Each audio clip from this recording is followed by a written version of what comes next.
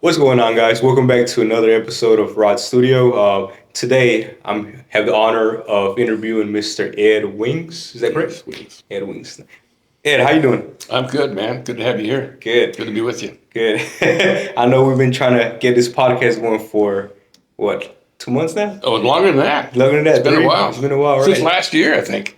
Yeah, Yeah. you're right. You're right. Yeah. 'Cause I was trying to get with you for that season, Yeah. but we Yeah. made it season two. Perseverance. First appearance. There you go. So, Ed, before we continue, can you tell us a little bit about yourself? Oh. Whatever you want to share. Well, I'm a transplant to Fayetteville, North Carolina, where I've lived now for the last 15 years. People sometimes ask me where I'm from. And I say that's a paragraph. It's not a word. Yeah. I'm a missionary's kid. I was born in Alaska. Before it was a state, that's a trivia question for you as to when that might have been. When it became a state. Okay. Spent my teenage years in South America and learned to speak Spanish. Nice. My folks are both from the Northwest, Pacific Northwest. So I've lived there.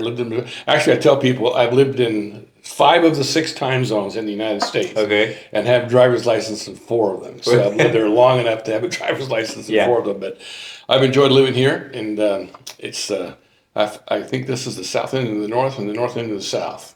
I think so, yeah. And married a Fayetteville, brown-eyed Carolina girl, and that was the attraction to moving here. And spent the first 20 years of my post-college life and kind of following my parents' footsteps. I was in full-time ministry at different nonprofit organizations, not all church, some social service and Christian education, and Okay. found my way into business about 30 years ago, and found that to be kind of my platform.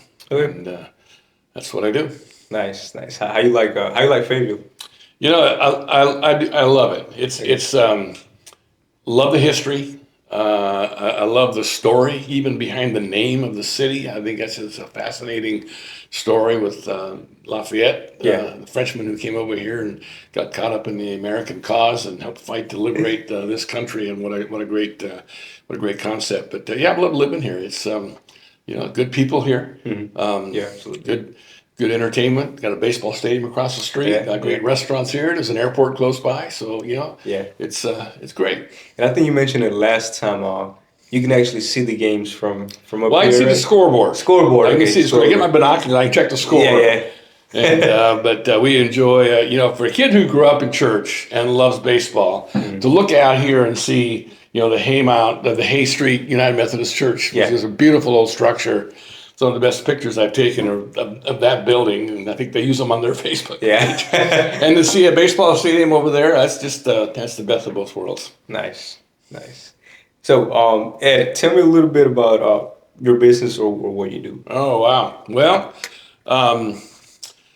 I for the last 15 years, I've been connected with a company located in Utah. That's a biotech company. I'm not a medical. My wife's a nurse. She's a very, very smart, research-minded nurse, and I'm around medical people and all the time. But that's not my background. I'm not a science guy. I think I probably skipped school, went surfing the day we covered some of the stuff that's biology basics for people.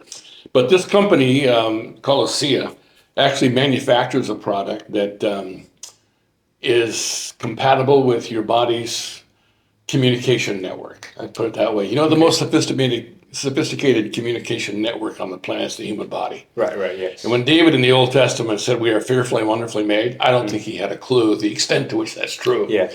And we live and die at the cellular level.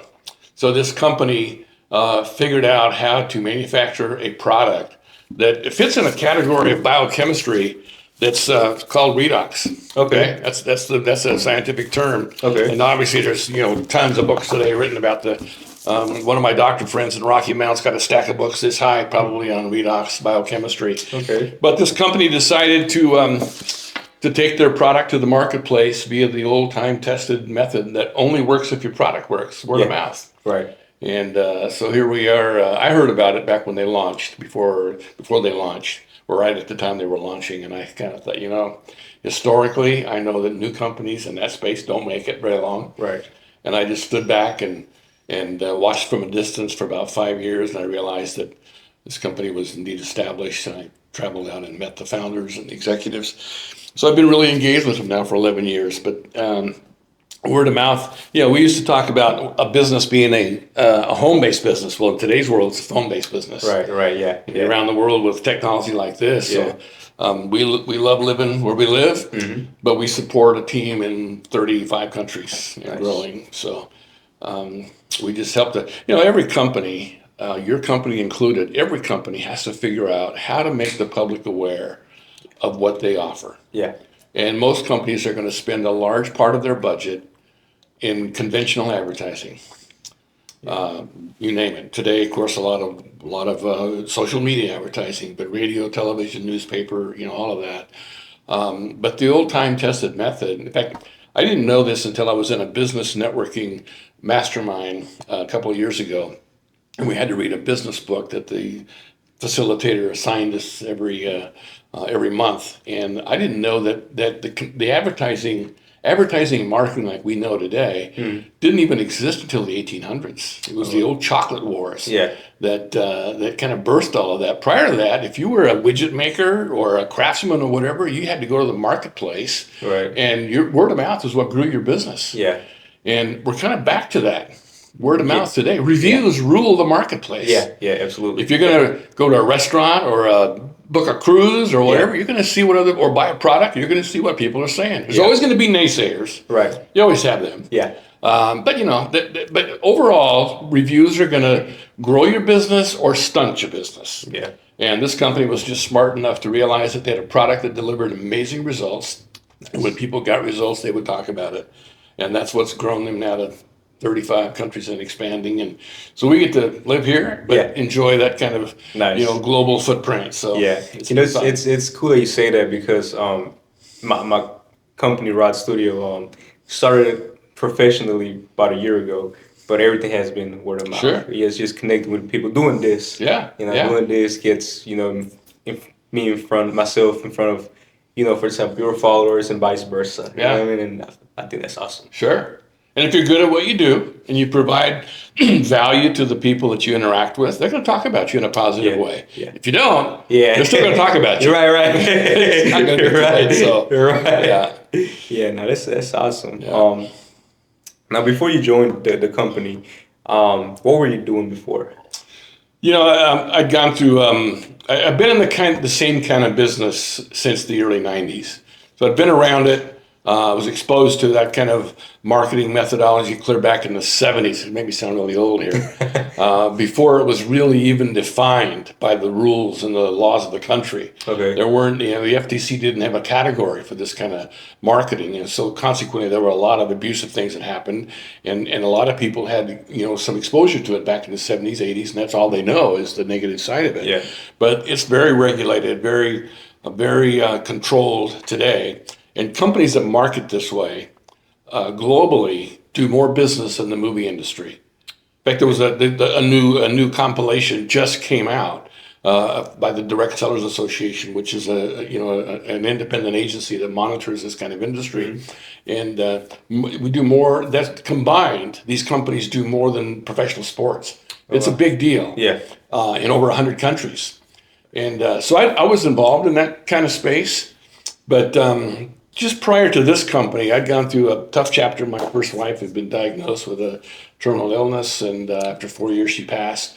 And so I was sort of on the sidelines, maybe in the locker room of the game for a period of time. And thankfully, I was, financially viable. And so when this came along, I'm newly married to Rebecca, my Carolina girl, and she's a nurse. And I got a call about this company. I said, you know what? You go check it out. Yeah. She knew nothing about the business side of it. She just strictly looked at it from a health and technology side. And so she flew to Salt Lake City in January of 2010.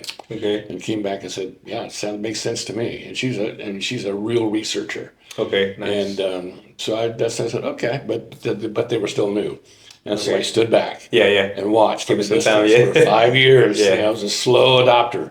And in 2014, some circumstances in my world changed, and I took another look at it and realized they're still here, they're still viable, they're growing, and I realized that God had extended an opportunity to me that I'd minimized. And so I've done my best to make up for lost time. Yeah. And we're enjoying it. The future's great. Nice. So, Nice. yeah. How long have y'all been married? 16 years. Oh, nice. 16 years. Nice. Yep. It's that's an interesting story. Yeah. Wait for the movie to come out. All right. I'm living in the Pacific Northwest. She's here in the Carolinas. And actually, the real short version is a friend who kind of knew me through my extended business network back then, knew of me and knew her. Okay. And knew that she was kind of single and knew that I'd lost my wife and connected us. Yeah. Our first connection was Okay. I got a Facebook friend request from a Rebecca, and I had no idea where she lived, and I probably didn't even act on it right away until sometime later I did, and anyway, that's how we first crossed paths. Nice. So Facebook has sort of a special place in our personal history. There's Nice. more to the story, but Yeah. that's the short version. Any advice for a newly married man? Yeah, wow. Put your wife's interest first. Make God the centerpiece of your marriage. Learn to communicate. I asked my wise old uncle a question like that when I was first getting married a long time ago. And he said, and this was his advice, and he was probably, before he passed, he was married probably 60 plus years. And he told me he was an old cowboy, but he was also a preacher. Okay. And he said, learn to communicate at low pressure. And your generation doesn't really probably know what pressure cookers are. Pressure cookers are everybody that's 40, 50 plus knows what they are. Okay. And they're a cooking device that seals, and if the seal is bad or if something goes haywire, it can explode. And he told the story about something happened and one of theirs exploded and put peas all over the kitchen. He said that's what happens when you don't communicate at low pressure. Mm-hmm. Things build up, Yeah. and then it's explosive, and there's more damage than there should have been. Mm-hmm. So communication, and I love the principle. One of my life principles is communication is the key to understanding, Yeah. and that's true in business. It's true in government. It's true in a marriage. Mm-hmm. It's true in your body. I mean, our technology. What's in this bottle is our trillions of the kind of molecules that your cells make naturally that help your cell communicate with all the other cells it needs to communicate with. Yeah. Problem is, as you age, you produce fewer and fewer. Right. Or if you're going through any kind of stress or disease, fewer and fewer and fewer. So communication is the key to understanding in your body. Yeah. Mm-hmm. It's like if you've got an emergency and you can't, this is a great example. You've got an emergency going on and you can't get a cell signal, you can't summon 911. You can't call the fire department. Right. Or the ambulance. Well, the same is true in your body. If you got something going on and signaling is not optimal, your body doesn't know how to respond to it. Right. So this basically boosts your body's signal to 4 bars. Yeah. Better than 1 bar. So whether you're facing a health crisis, we have world-class athletes. Yeah. Olympic gold medals who swear by what this product does to them at the cellular level in terms of stamina and energy, all of that. So yes, that's awesome. Communication at low pressure. You asked me the question. Yeah. Advice to a newly. That's it. Learn to communicate at low pressure. At low pressure. Nice. Awesome. Going back to the sorry, remind me again. What is the company name? ASEA. ASEA. Okay, ASEA. What was the exact moment where you thought, okay, this is something I need to take serious? I'm going to tell you a story. I had looked at this.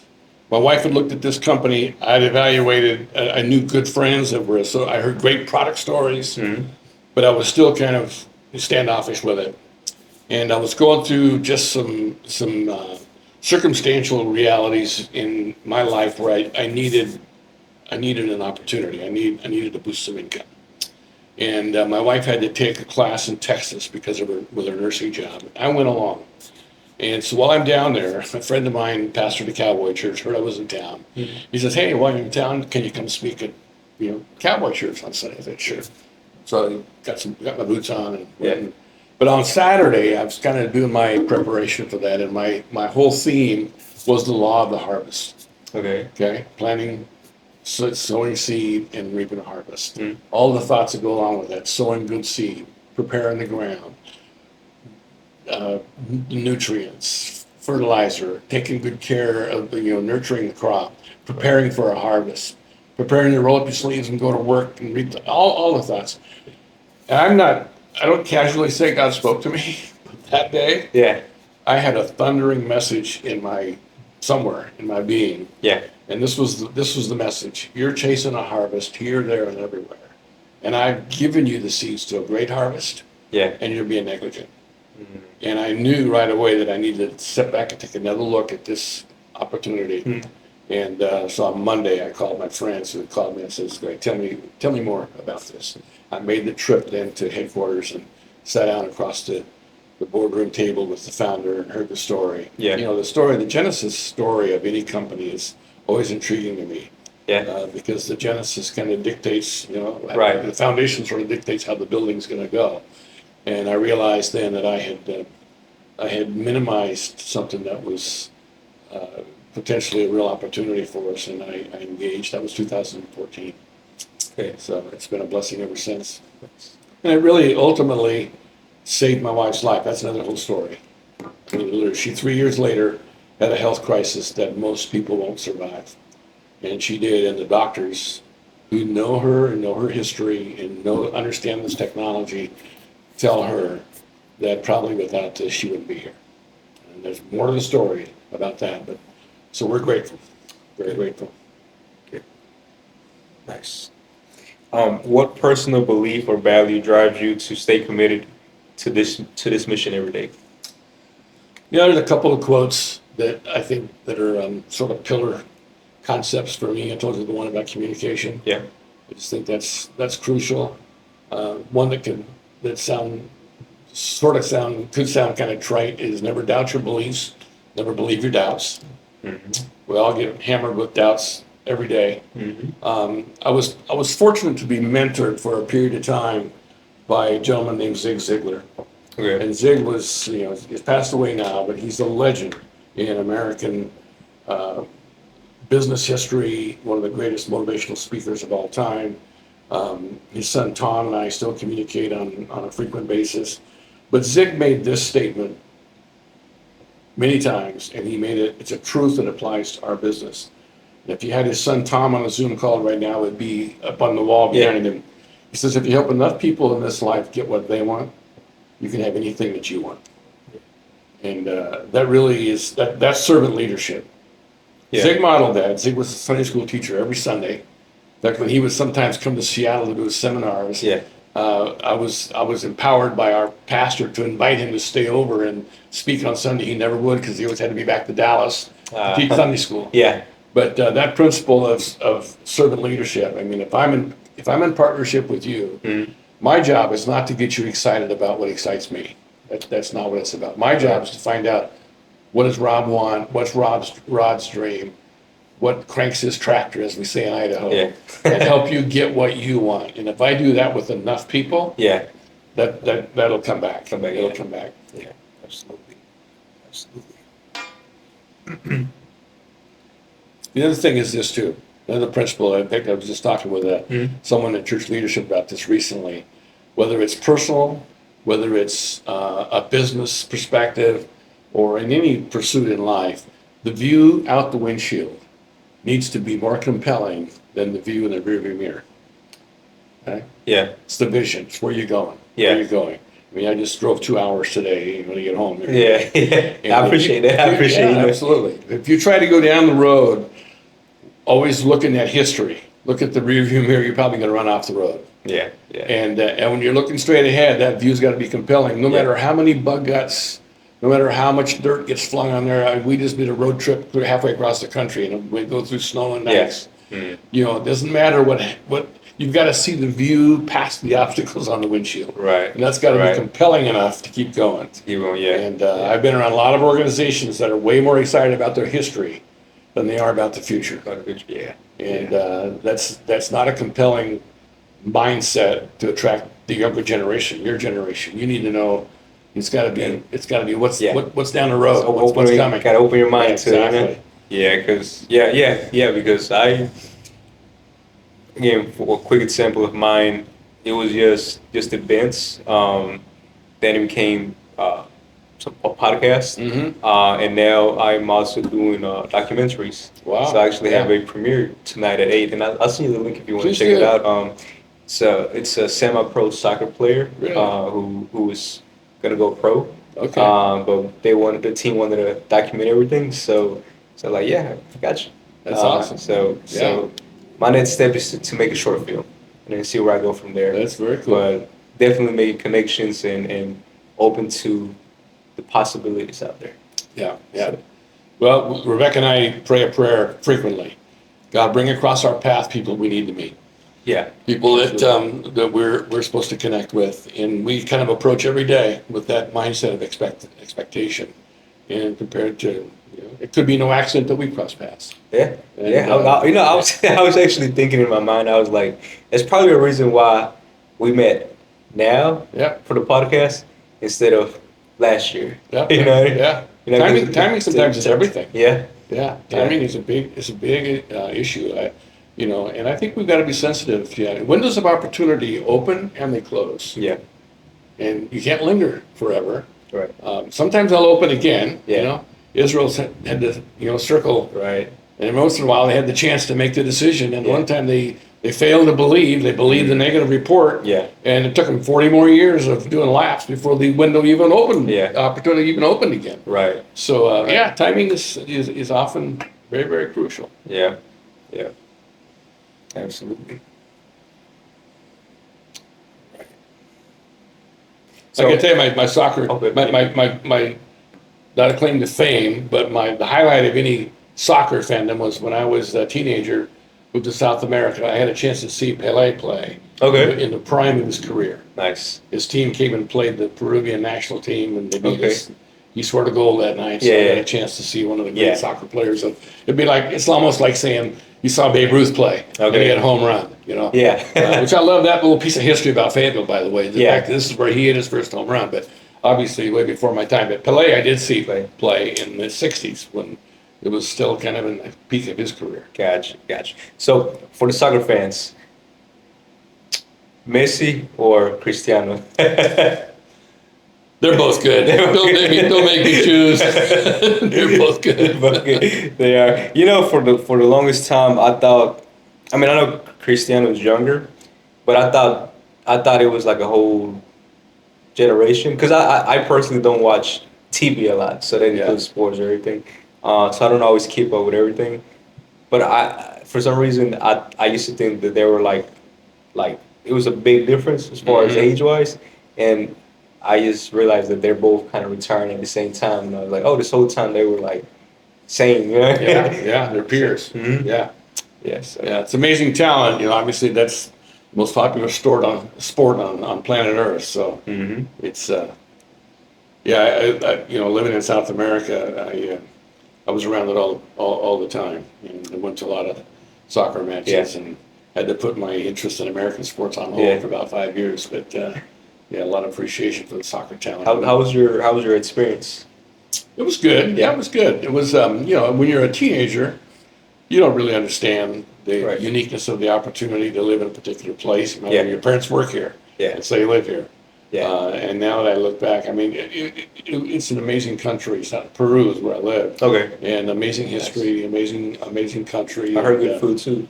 Good food. Yeah, good food, good seafood. I'm a seafood guy, so no, it's and the history of the Inca civilization, and all of that.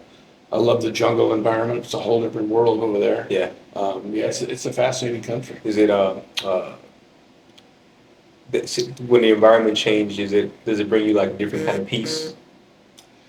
Moving down there, it was my teenage years were probably not the most stellar years of my personal walk. So I was a surfer. Okay. And kind of caught up in the whole surf culture, which has some exhilarating moments to it, and has some downside to it as well. But it was a good time. Looking back, it was a time of real growing up as a teenager. Yeah. I got you. Out of all the places that you have lived, which one has been your favorite? I love the Pacific Northwest. Okay. Not so much I lived in Idaho. Okay. Idaho is called the Gem State. It's a beautiful part of the world. It's a fast-growing part of the world right now because people are even discovering it and moving out of some of the metropolitan areas of California and even Oregon and Washington and moving to Idaho because it's just, at that time I was a motorcycle rider. I had a Harley Davidson. Okay. And I had thousands of miles of beautiful roads right out my back door. And it was just a good season of our life as well. Kids that were there and grandkids born there. And so, a lot of family, my family roots. My family settled in Idaho. My mom's side, my family settled there in the early 1900s. So a lot of history there. And I loved that part of the world. Nice. I still have family there, so I go out there whenever I can. Yeah. Yeah. Gotcha. Okay. Let's see. How do you personally define success today? Success? Yeah. Well, probably the most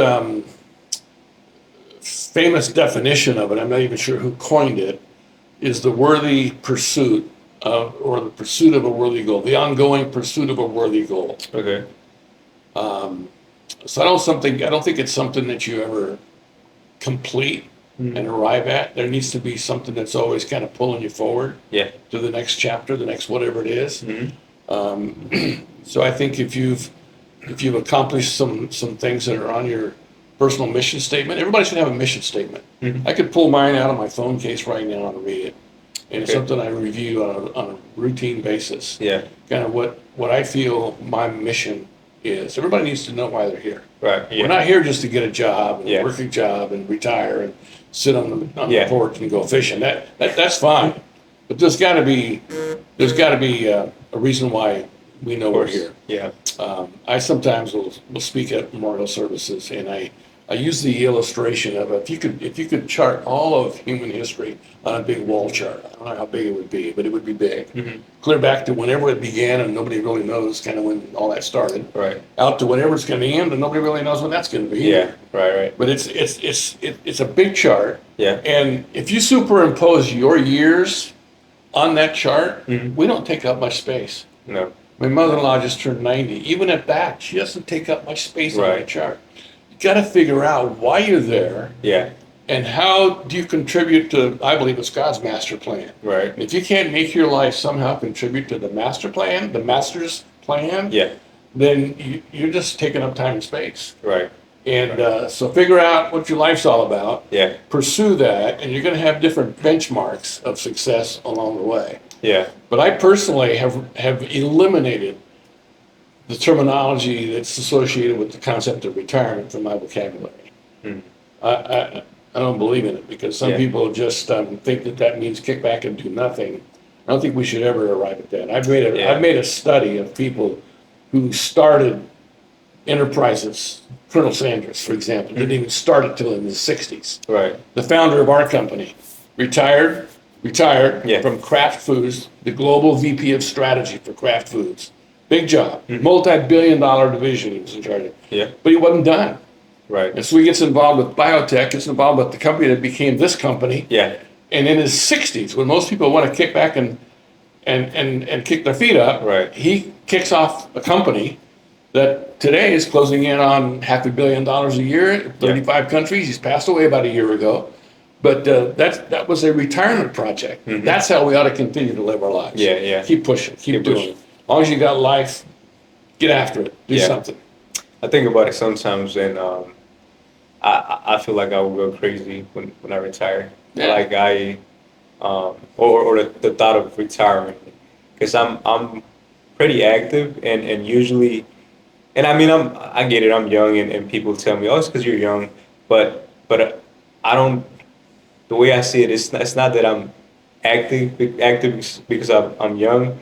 I'm active because I like what I'm doing and I want to keep doing it and keep growing and keep, you know what I mean? So it doesn't matter what age I'm at. I might need to adjust, might need to sleep earlier, sleep more, whatever. Yeah. But I'm still going to keep doing it because I love it. You know? So, you may get off the playing field, but go get in the front office. Yeah. You know, and do something that's supportive, contributes to the industry and the profession. So keep going, keep after it. Yeah, I think that's just that's why God made us.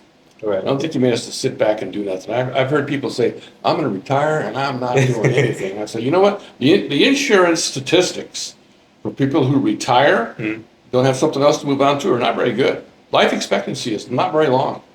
Yeah. If you don't have, because here's the challenge, I think. A lot of people have formed their personal identity as their career. Your career is not your identity. I got a friend who was a dentist, very good dentist, retired, and he struggled to find out really kind of who he was, because his identity and his self-worth was wrapped up in his career. And we've got to be bigger than our career is given to us to provide resources to really pursue who we are and what our mission is. Yeah. And so right now you're doing what you do, and you do it very well, but it's not who you are. It's just what you do. Yeah. And I love the question people sometimes will, in a social setting, you meet somebody, we're going to say, well, what do you do?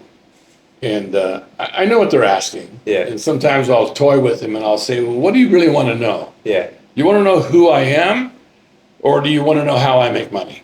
Yeah. What do you really want to know? And it kind of throws them, because typically, what do? They want you to respond with what your career position is. Right. That's not what you. That's not who you are. It might be what you do, but it's not who you are. Right. Right. So anyway, that's a big topic. That's a good point. Yeah, that's a good point. Sorry. Where do you see yourself 2 to 3 years from now with the company? The company, the company leadership, and again, I'm not on the company side. I'm in the field. I'm in the field side. Sorry. I'm an independent rep, so they're not my employer. I don't have an employer other than my wife. Is she gonna watch this? I don't have a boss, I should say. Right. I don't have an employer, but I sometimes have a boss. But the company is, in fact, the reason why they're even connected with this technology is because they were doing some consulting work with a small biotech company that was trying to launch this product as a drug. They spent millions to try to take it to the marketplace that way, and it's not a drug, so it couldn't go to the marketplace that way. But they're very strategic thinkers. And so, in fact, I just got back from Scotland. We had a meeting of several of the global leaders in Scotland, and they spent a couple of days just talking about the company's future, the company's vision, and where they want to go. And they haven't even really announced it yet. That's all going to be announced within the next 30 days to the field globally. Yeah. So they've got a game plan for the future, because they want this to be a legacy company. A lot of people in this space, this network marketing space, a lot of founders are just looking, they're in it for the money. And they want to just make as much as they can, and then they're going to sell out and go to a private island or buy a ranch or something. The founders of this company turned down a generational wealth kind of offer from a drug company to buy this technology.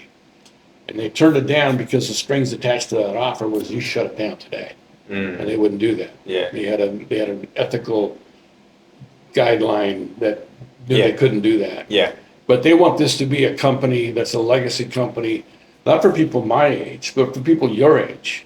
So that, this is something that I can pass on to my kids. Yeah. The business that I've been able to develop. Right. So I see myself making that transition. I've got grandkids now that are becoming parents themselves, and adults, and trying to figure out their way in the marketplace. Yeah. In fact, I was just with my granddaughter over Thanksgiving, and she's in the corporate world, and she's realizing, she says, I don't want to work for anybody. I'm saying, I understand that.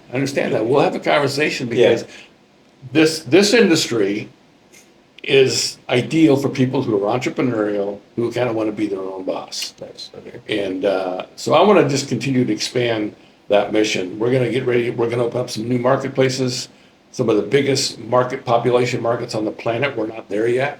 Yeah. This company's objective is to take this technology to the world. Yeah. We're nowhere in Africa at this point. We've cracked into Asia. We're very little in Latin America. Obviously, I'm personally excited about that just because of my connection historically there. So I see me helping the company,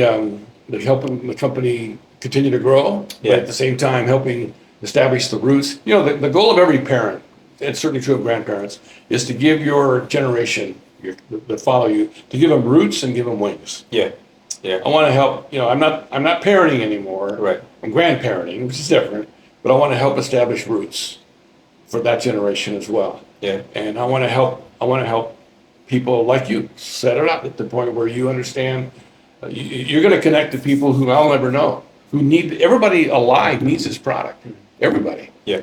I'm not going to connect with everybody that you know, Right. but you Yeah. can be a connector and you can benefit from that. And so my job is to help expand the network. Gotcha. Yeah. Yeah. The best medical advice I ever got from a medical doctor, he said, "May you never know what you prevent." And that's a big deal. Prevention. What was your first car? My first car, it was a Infiniti G35. Okay. All right. My first car was a 1950 Chev. Yeah. 20 years old when I bought it. Okay. Cool. Because the guy that drives one just like my first car up and down Hay Street once in a while. But just here's my point. What if you were told when you got your first car, or what was your first car? What if you were told this is the only car you're ever going to have? You're never going to have another vehicle. This car is going to be your vehicle for your entire driving experience. How important would preventive maintenance be? Taking care of that vehicle. Yeah. I fly a lot, so I understand the aviation industry appreciates and practices preventive maintenance. Yeah. I'm surprised by how few, because you were issued one vehicle at the beginning of your journey. It's your body. Yeah. Yeah. Your body is your only vehicle you're ever going to have, and it has to take you the entire trip. Mm-hmm. And most people go through life, they go through the journey, and the check engine lights come on, and they want to bang them out, Yeah. or put black tape over them. Yeah. And I want to incorporate practices, principles, products Yeah. that help the check engine lights not to come on. Right. And that's a big part of, that's what preventive maintenance is all about. Best thing you can do, and again, I'll tell you what, here's what the smart people, and I'm not one of them, I'm not a medical guy, I'm not a PhD, I'm not a chemist, but the people who understand this technology, this is their words, not mine. They're saying this is the greatest health science breakthrough of our lifetime. That's a big statement. It's kind of a cringeworthy statement, to be honest with you. But they're saying it not as marketers, not promoters, not salespeople. They're saying it as scientists and medical professionals because they understand what this technology means to the human body. Yeah. And it just happens to be packaged in a way that guys like me can get involved in it and benefit from the distribution side. Yeah. And so anyway, your first car, use your body. Yeah. Take good care of it. Yeah. Got to. Trying. Definitely trying. So, for someone watching this that feels stuck in life, what is some advice that you would give them?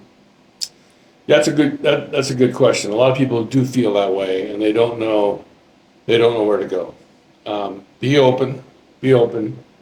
Pray for somebody to cross your path that you need to connect with. God's got a plan for your life. It's not a plan.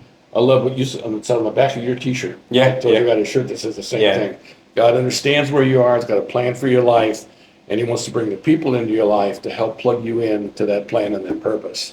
And so just keep pushing, keep searching. Yeah. And, put my contact information. Yeah. I'll help plug people into hopefully a source of direction. That's his part of what I feel like my purpose is. If I were to read that statement I told you got on my phone, is to help connect needs to resources. Whether I'm part of the end result or not. When I run into people who have a need, and I know of a resource that they both need, I want to be that connector. Yeah.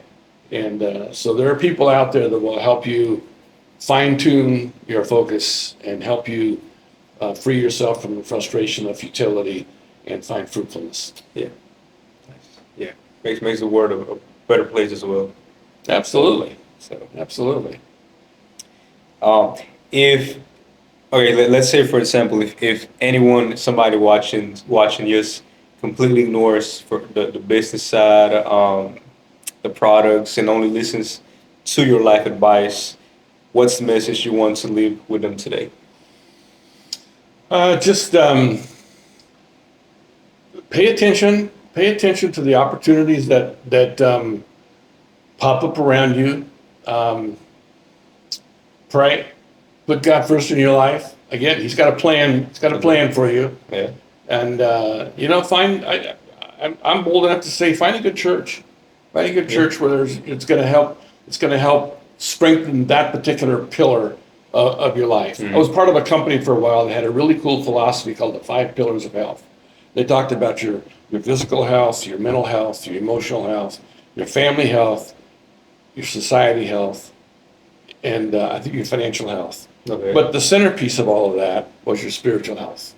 Okay. And every great leader, practically, that you study in history, especially in American history over the last couple of years, including our couple hundred years, including our founding fathers, faith was central principles around which they built their life and this country. And so don't just pursue all the other pillars and ignore that central pillar.